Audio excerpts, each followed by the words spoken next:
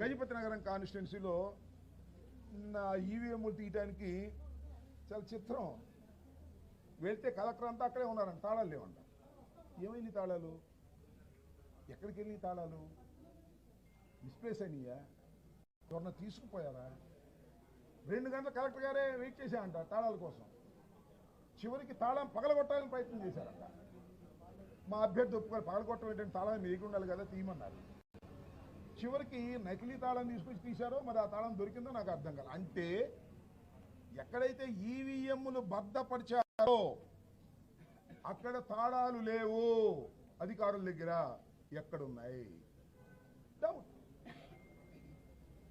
Misplace అయిందా, లేకపోతే నా ఓటు ఎత్తుకుపోయాడా? What is this? దీనికి సమాధానం చెప్పాల్సింది ఎవరు? ఎలక్షన్ కమిషన్, ఇండిపెండెంట్ అథారిటీ, రాజ్యాంగ వ్యవస్థ, అకౌంటబిలిటీ ఉన్నటువంటి ఎన్నికల కమిషన్ దీనికి సమాధానం చెప్పవలసినటువంటి అవసరం ఉన్నది. అనుమానాలను తీర్చవలసినటువంటి అవసరం ఉన్నది.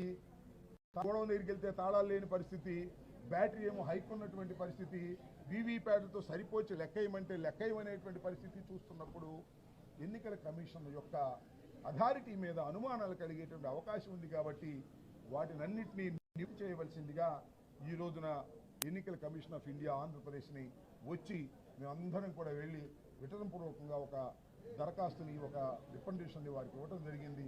త్వరలో ఈ డౌట్స్ అన్నీ కూడా క్లారిఫై చేసి ప్రజాస్వామ్యాన్ని కాపాడటంతో పాటు ఎన్నికల కమిషన్ నిష్పక్షపాతంగా వ్యవహరించిందనేటువంటి భావన దేశవ్యాపితంగా ప్రజల్లో కలిగే విధంగా ప్రవర్తించగలరని మేము భావిస్తూ ఉన్నాం.